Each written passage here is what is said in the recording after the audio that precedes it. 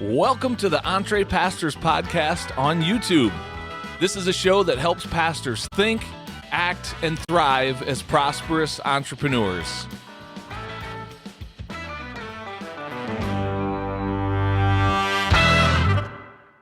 Well, hello everyone, and welcome to the Entree Pastors Podcast on YouTube. I'm John Sanders. I'm one of the co-hosts of the podcast, and I'm really excited to share this week's episode with you. We are in episode number 56, and we're talking about whether or not ghostwriting is a good option for you as a pastor, as a side income, or maybe even eventually a full-time income that could be developed from ghostwriting. We've got a guest that we're featuring today. His name is Nick Pavlidis, and he is a prolific ghostwriter. He's actually got an entire school devoted to ghostwriting. He's helped a ton of people launch their careers as a ghostwriter, and you're going to hear him in this interview not only talk about what ghostwriting is and how it works, the process of it, and the pricing, what you can expect to earn as a ghostwriter. You're also going to hear him speak very directly to a pastor that might be on the fence considering whether or not it's a good option for them. So really excited to share this interview with you. Les, my co-host, and I recently had this conversation with Nick. So without any further ado, let's cut to this conversation with Nick Pavlidis. Check this out. Well, Nick Pavlidis, man, welcome to the Entree Pastors Podcast. We're delighted to have you on the show. It's an honor to be here. I don't do very many of these, but I could not turn down the opportunity to be on Zoom with you two gentlemen. Well, man, we feel like we have an honored guest on with us today. We are truly honored, and I mean that, to have you on the show and to get to hang out in your world, man. We got to know you as a part of a mastermind that the three of us are in together, and I've really come to respect the work that you do and just the value that you add in the world. And if you don't mind, why don't we just start by giving a brief introduction for our audience? Tell us a little bit about the work that you do in the world for those who don't know what you do. Sure. Well, I started out as a lawyer for 13 years. I was a lawyer at a large firm for 10 years in New York City, corner office overlooking Central Park, all the fancy stuff. Thought that I had, quote unquote, made it, but I was miserable. So I went in, essentially quit my job right as I was up for partner. I was like, I'm done. Found another job as a lawyer that gave me a little bit more flexibility and search for what I wanted to do. A couple years into it, I discovered ghostwriting, and that's essentially what I do now. And it took me a few months to find my first client, but after I found that first client, I found my second, I found my third, I found my fourth, and within 8 months from finding my first client, I quit the practice of law, much to the excitement of my parents, and became became a writer full time. I have a wife and 2 kids. My wife stays home with the kids. She always had since our first son was born. And I've supported the family ever since on ghostwriting. So essentially, I work with, as one of my clients just put it last week, I help people become thought leaders and influencers in their field. So I generally write mostly nonfiction books, but I also do some fiction books for people who want to become thought leaders. And essentially what we do is we plan a book with them that positions them to be able to spread a message or spread a system or showcase what they do with the world. And we use the writing process for them to build relationships that will help them achieve the goals that they want to achieve. So we never sit in a corner, hide for 6 months or 6 years and write a book. We're really active. We work together to first choose the book that'll position our clients in a way that builds the right relationships for them and in a way that gets them potential referral partners and new clients and things like that. And we put together the book, and I support them in publishing the book and marketing the book.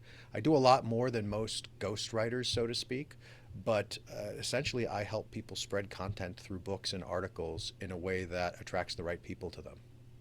I have a really basic question that it surprises me how many people I run into who don't know what ghostwriting is. And we've bumped our head on this again here recently. We've been promoting an upcoming webinar that you're going to be a part of. And there's some pushback out there. And I've found people don't even know what ghostwriting is, or they have some real misconceptions around it. So do you mind just giving a very elementary overview? What is a ghostwriter? What is the process of ghostwriting?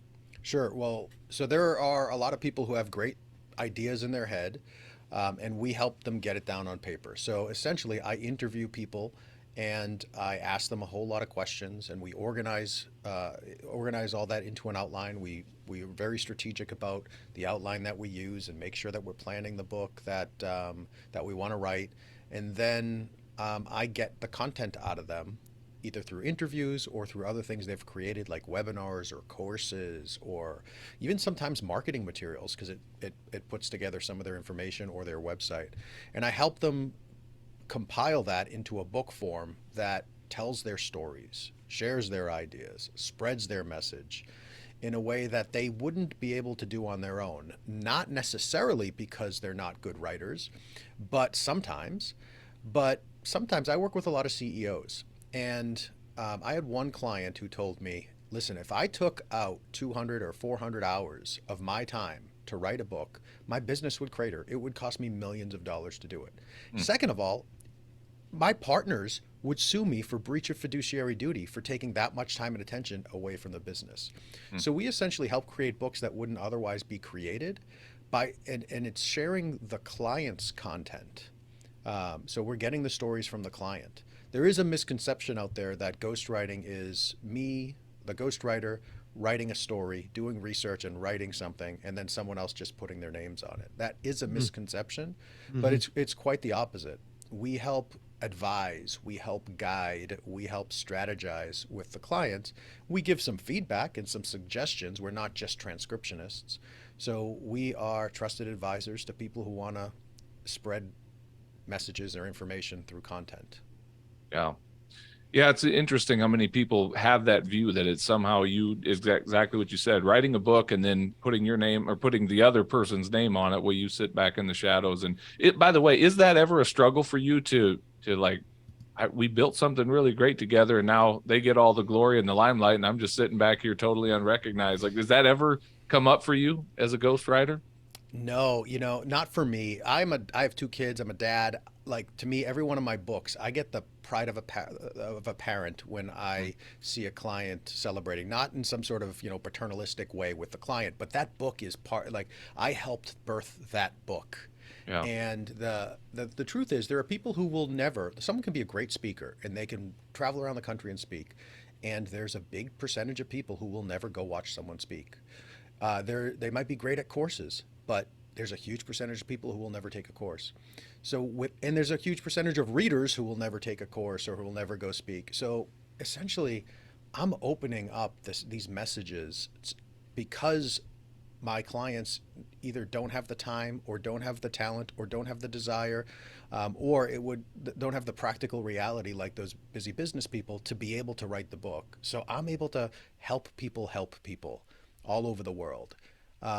So for me, I just get so excited when I see people's Amazon reviews for my book saying this has been so amazing.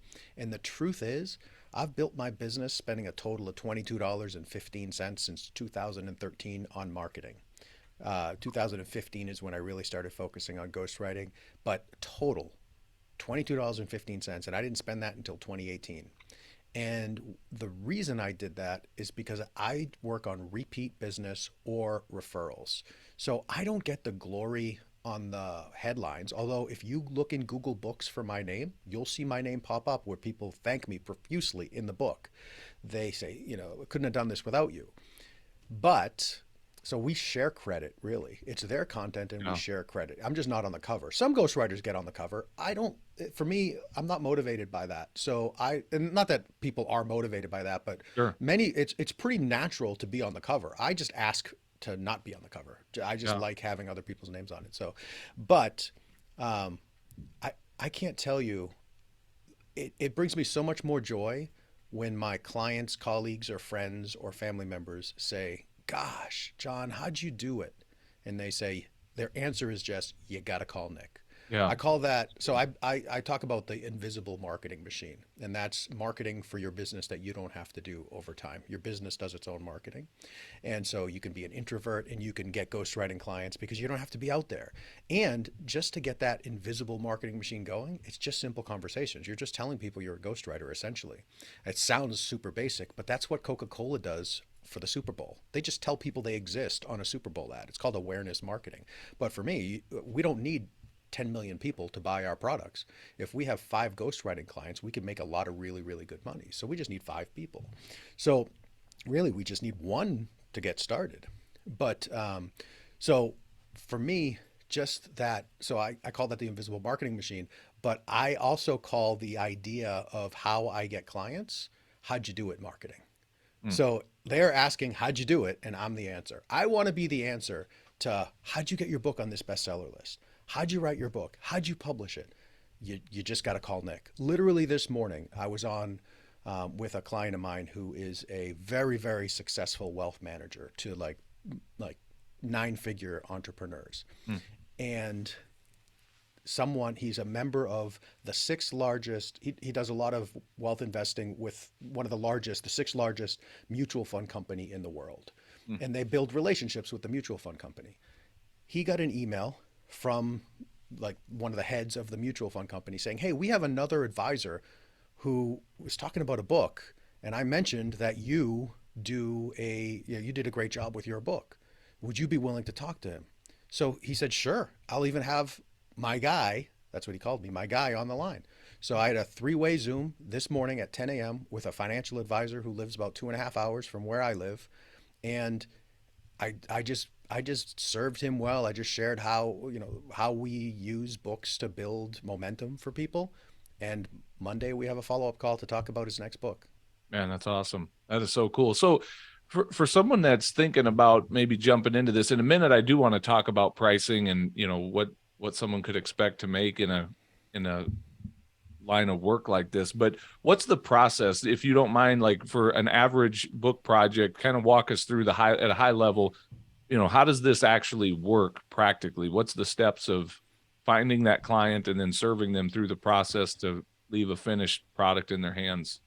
Yeah, so typically I say 2 things. Number one, if you have a day job, if right now you're taking care of your family in one way, don't kill that golden goose. Keep that going. Why? Because I would rather you take 3 months or 6 months to find the right first client that builds you long-term success and stability than to get desperate and then run to some online place and get paid 2 cents a word and just be stuck in this cycle of, well, I need to make bills next month. I got to take on this project, and it distracts you from that. So number one, the first step in the process is don't quit your day job. You can build something much better, much bigger if you have patience and avoid desperation. Mm.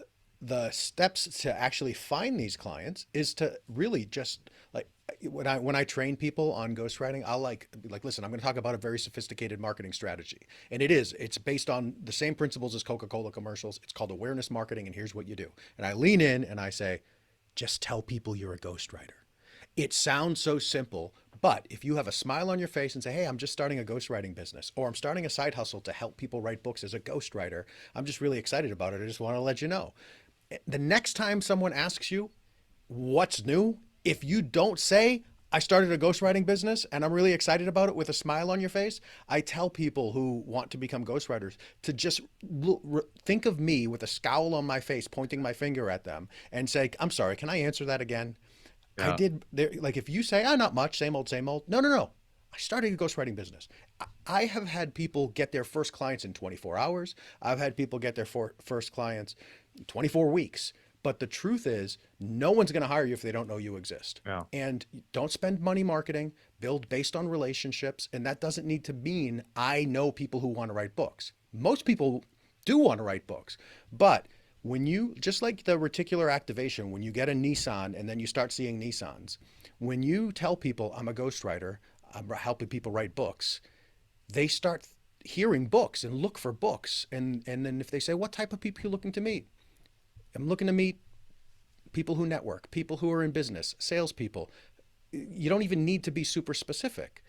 Someone will mention a book. I read a great book. My cousin is starting a business as a ghostwriter. I didn't even know that existed.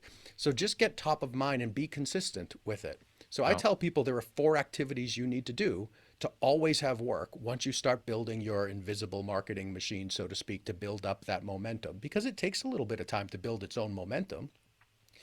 the first year, really, your results are going to come from your efforts. Not many people know you exist. You haven't served people, so people aren't asking them how'd you do it.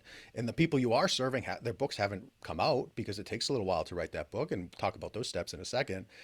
So your efforts are year one, really, is all your efforts. Now, if you have friends or colleagues who refer stuff to you, that's one thing. So I've referred new ghostwriters who I've trained or who I know, business or connections or whatever. So you do have some help if you run in circles where there's help available, but it's really your efforts. You got to get into those circles. So I say there are four things. Number one, you always have to be marketing. And what do I mean by that? Just telling people you're a ghostwriter. I started a ghostwriting business. I'm really excited about it. And be honest about your experience. I'm a good writer. I have a passion for writing. I'm just getting started, but I'm going to work my tail off to make sure my clients love their books. I have a system I can follow. And literally, if someone hires you and to write a memoir and you haven't written a memoir yet, like all you have to do is go to Amazon and get a book that says how to write a memoir and follow the steps and tell them you're doing it. Say, I'm a talented writer. I'm really excited. I got this book that walks you through all the steps. We're going to walk through it step by step. This is a great book. It tells you how to write an amazing thing. We just want to make sure that we go through the exact process that's been proven to be successful so many times before. People appreciate that. They're not paying you $250,000 because you're just getting started. They're paying you less than that, and they understand that they're part of an experiment, so to speak, with someone who Sure. they trust because you're going to work your tail off. So number one, you always have to be marketing. You always have to be having those conversations. The worst thing you can do as a ghostwriter is find that first client, whether it's luck or whatever, that you get that first client, you put your head down and you do nothing but write their book for the next 30 or 60 days and then hand it to them and have them love it. Why? Because you're going to look up and have nothing to do. And if you quit your day job to do this, you're going to have nothing to do. You're going to get desperate. So I tell all my clients, this is sort of like secret number two, work on multiple projects at a time. When you get your first book, serve them really, really well with only part of your time. Still have those conversations with new people to fill up your pipeline. I encourage people to take 4 to 6 months to write their books, sometimes even a little longer. Even though I wrote a book in 8 days, a first draft, just in July of 2022. My family was away and I was just like, here we go. I got the book done, but it was part of a strategic plan. I'm going to write the first draft in 8 days. I had all the interviews with the clients done. Everything was ready. It was just a matter of writing. And then we're going to take our time with the second draft, which is what we're doing. So, so I didn't just put my head down there. Plus I have my invisible marketing machine working.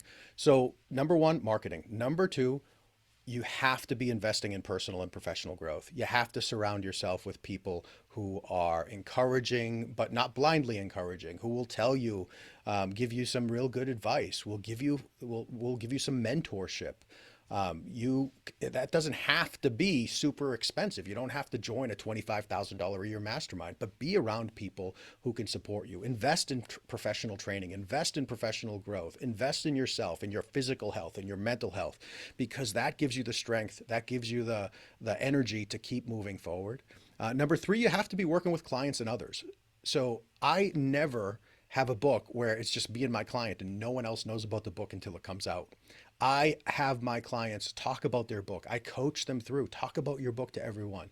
And that does a few things. Number one, it gets me referrals because they say, I'm writing a book with this really cool ghostwriter, or I'm writing a book, it's really cool. And then people ask them, how do you do it? And they say, well, I got some help, and they refer them to me. So it helps me, but it also helps them because they get ideas about their book. And then I say, hey, let's quote some people in your book. Let's feature other people in your book. And then he's quoting people, she's quoting people, and the book just builds momentum. So it's predisposed to be a successful book. So the client gets more success and more people ask how they do it. And the other thing is you got to write.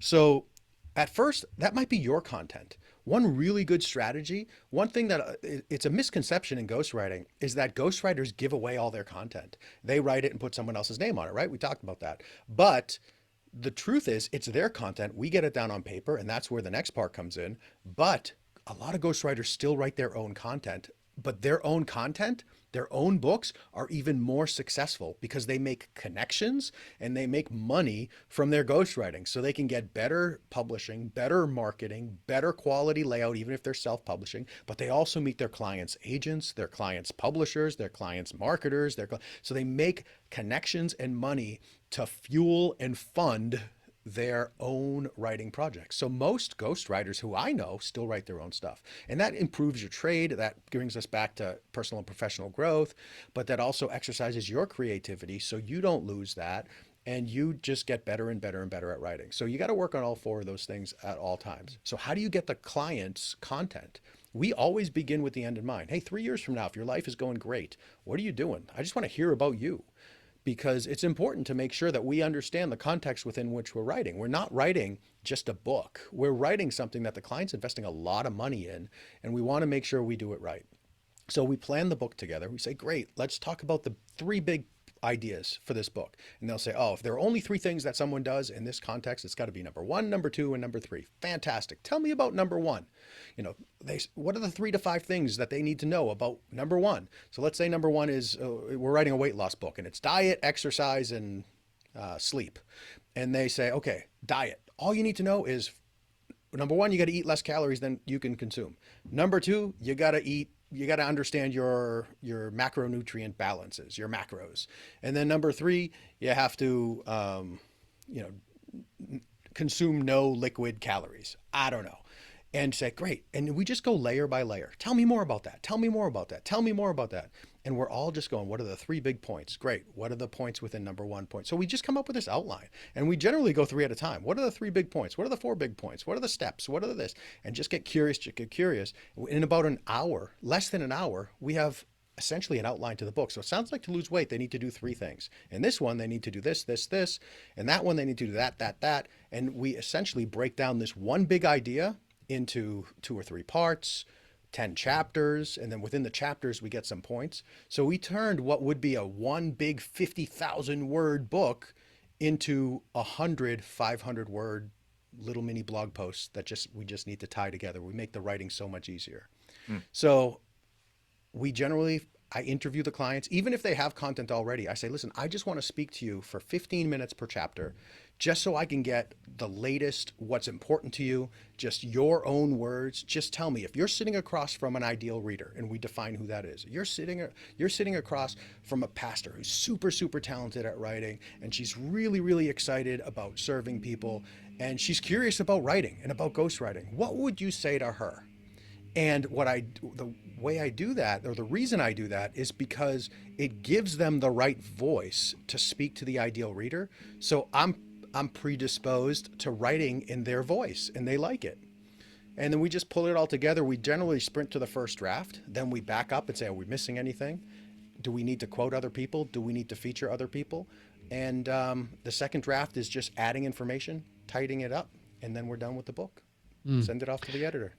Well, Nick, you've talked a couple of times about the pricing part, and it is a part where our mind naturally goes. I know, and you do as well, that you can go out and find let's just call them a ghostwriting service, for lack of a better term now, and they promote themselves as, very reasonable and lower end, and they're probably paying what you and I would refer to as a freelance writer.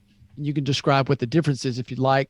A freelance writer to transcribe some interviews. That is way different than what you have just described. So would you talk to people that are really considering this? We'll talk about this more on the webinar as well that we have coming up. But how do you face that for the person that comes and says, hey man, I can go out there and get a ghostwriter for X amount by this service?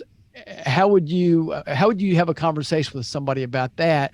And while you're at it, why don't you just go ahead in general terms and talk about the ranges that people can realistically expect to earn, say, in their first year or their first few projects, realistically, from what you actually have experienced in your own community? Sure.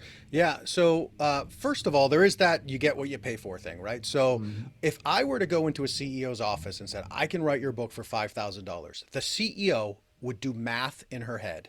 And she would say, if I pay this lady or this guy $5,000 to write a book, and they need to take care of their family with that, they need to write 100 books a year in order to make good money, or 50 books a year. How much attention am I going to get from that person? I'm not going to get much. They're going to rush through it. If they're a beginner, it's a different story. All right, they're a beginner, $5,000. I get it. I'm part of an experiment. I'm investing in someone, trying to give them a hand up. I get it. But they're not going to be there for a long time. So if I went in there, that's their number one consideration. Their second consideration is this is not a professional. If I go into a lawyer's office, I want people to consider me as if I am the level of a professional as an attorney. I show up with a button-down shirt on every single call. Sometimes I'm wearing gym shorts where people can't see below the camera, but I always have a button-down shirt. Behind me, if you're watching on YouTube, behind me, you can see I have a Ghostwriter canvas. I change that for every one of my calls. I show up with a quote about writing. When I'm hired, I will get my clients' logos printed on canvas prints and put them behind me to let them know I'm on your team when you join. That's good. I treat everything like I'm a professional. And when I'm on with them, I'm not distracted. I lean into them. So I come and I am of the mindset that if you don't treat yourself like a professional, they won't treat you like a professional. So if you want to be treated like a professional, you show up on time, you show up with great lighting, you show up looking, you don't have to be perfectly coiffed or anything like that, but you show up looking like a professional and you have their interests in mind. So there is two completely different worlds. There are these services and they don't charge a lot. Sometimes they outsource overseas. There's nothing wrong with those services. They ask you what you want to say and they help you say it. You're going to get what you pay for. You're going to get a manuscript.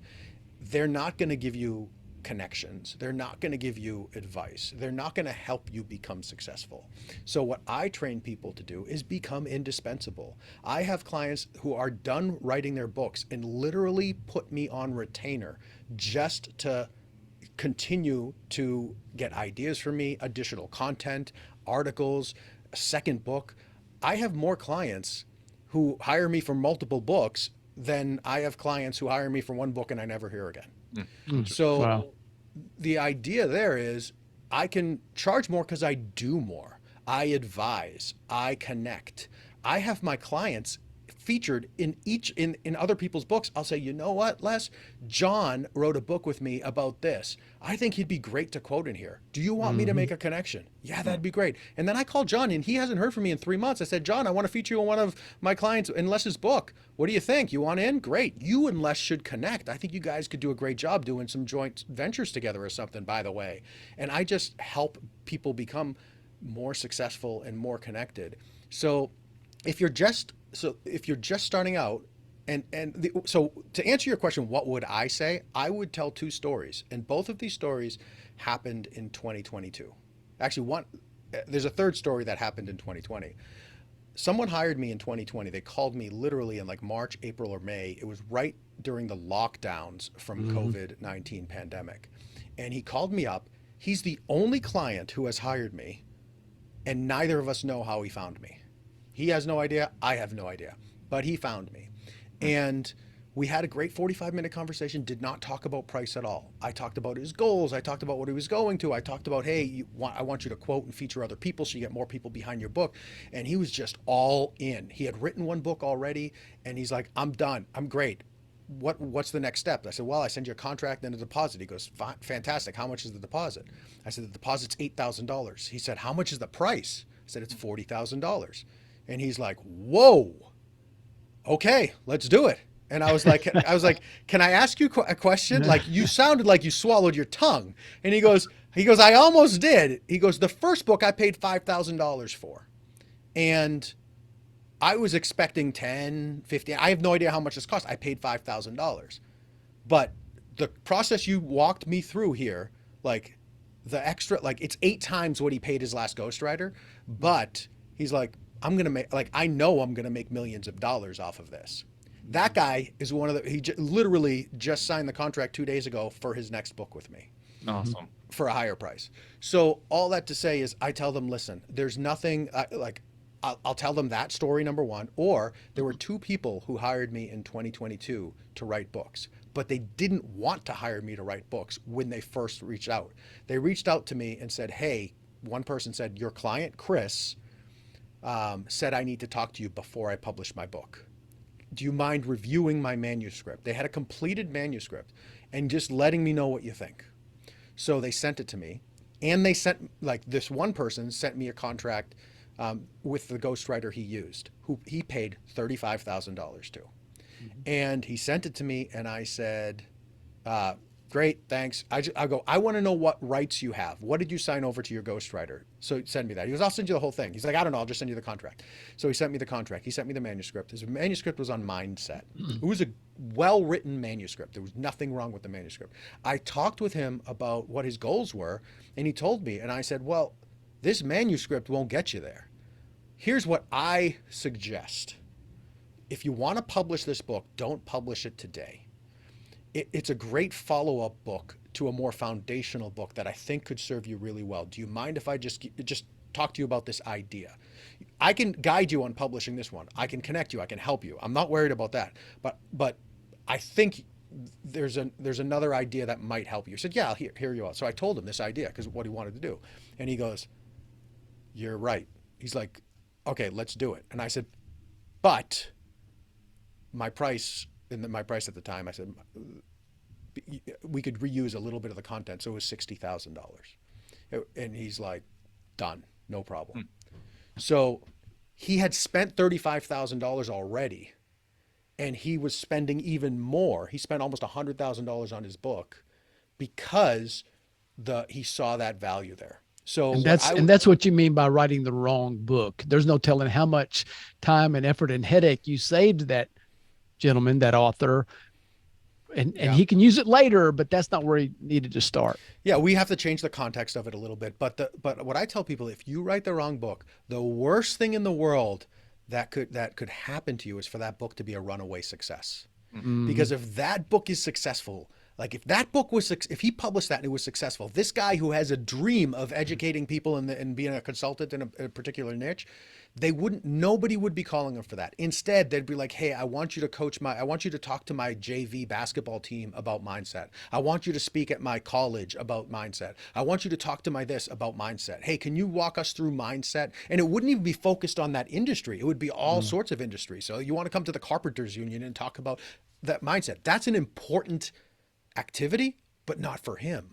Right. He would be miserable. I had a lawyer call me up a few years ago, and because I was a lawyer, he's like, fantastic, you're a lawyer and a ghostwriter. This is amazing. How much do you charge? I forget what I charged at the time. Price wasn't a problem. He's like, all right, so here's what I want to do. I want to write a book about real estate law, and I want to talk about all the different ways that you can use real estate law to make a whole bunch of money. I said, fantastic. So what are the different ways? It's like this and this and this. Here's a project, there's a project. I said, awesome. So what do you like about, which one do you like the best? Let's try and enhance them. He's like, well, I don't know. I don't really like what I do. And I was like, then I'm not helping you with your book. And we had great conversation. I literally said, I'm not working with you. I can refer you to someone, but I would highly encourage you not to write this book, because if this book is successful, you're going to hate me. You're going to hate your book. You're not even going to promote it, because the more people who have it, the more misery you get. And you're going to have a whole stack of books in your garage, and either you or your wife are going to have to park on an angle or not park in the garage. And I know that look when there's something of mine in the garage where my wife can't fit her car in there. I don't want that look for you. So, and I said it slightly nicer than that. I said, please don't write this book. And he didn't. And we've become friendly since then. And he's still looking for his way out. He doesn't know what he wants to do yet. But he did not write the wrong book. So I just share stories about the difference, what happens if you write the wrong book with people. You could start a platform called Entree Lawyers, maybe. That might... Yeah. I love it. Yeah. Speaking of those perfectly coiffed, I think John had another question. Yeah. Well, first of all, what does coiffed mean? Siri's not working on my end, so that means I have to look. That means my hair looks like yours. Very well done. Nice. Okay, I like it. Coiffed is a good word. I'm going to use that one more time today. Yes. So here's what I want to do, man. We're running up against the clock a little bit. You have a ghostwriter school, and we'll talk more about this on our webinar. So I'm going to resist the urge to go there in this interview, because I do want to unpack the story of what the ghostwriter school is and how you came to, launch that and everything.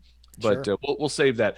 Let me wrap up this portion of the interview with one more question, and then we will go into our backstage area, because I got a good question to ask you back there. But speak to the pastor out there that's listening to this right now, Nick, that is really struggling with this thought of, they desire an extra stream of income, and they've just always seen themselves in this role of being a pastor. Like, could I really be a ghostwriter? I mean, I hear Nick talking about all the success he's had as a ghostwriter. Like, speak to that pastor that's sitting on the edge right now going, is this something I could really do? Like, what would you say to encourage them or push them off or on the, one side or the other of the fence? What would you say to that pastor?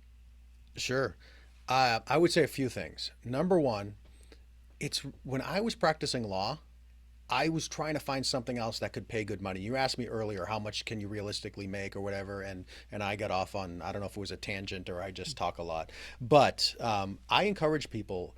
I encourage people to charge at least $5,000 for their first book and to raise their price every single time. The reason I don't say $15,000 or $20,000 is because most people don't think that's realistic. But the truth is, I have had so many students charge 15, 20,000, 17,000, 12,500 for their first book. And you can write multiple books a year. I write 10 books a year. I have help and write more because I have people who help me now, so I write more than that. But I was working part-time writing 4 books a year and still practicing law. So I would say there's just in about 10 or 15 hours a week you can get started. But what I noticed with the practice of law in ghostwriting, that I was using the same skills I used to practice law, just in a different way. I was building trust with people. I was interpreting one message in an interview or in a course or in some other content, and I was converting it into another platform, in this case writing. So, and I was essentially translating or teaching or putting it in other words a little bit, what they were saying in one place and putting it in another place. So the things that pastors do every single week to share stories with people in a way that gets them emotionally invested and to really feel the word and to bring it into their lives and to remember it and to keep it top of mind are the same tools that I use to help people build better law practices through that book. So you have all of the skills and you build trust and you are great storytellers and you're great at reading and interpreting and you're great at asking and answering questions. You have all the tools you need. All you need to add is a little bit of time and apply those same skills in a different way to help people, sometimes in a different way, but it's really close. I tell people what I do is I help people help people. I help my authors help the readers. And through Ghostwriter School, my daughter is 11 now, but she jokes, oh, now you help people, because I'm helping the ghostwriters help their clients, help the readers. Awesome. So we're able to do the same stuff in just a different way. I love that. That's good.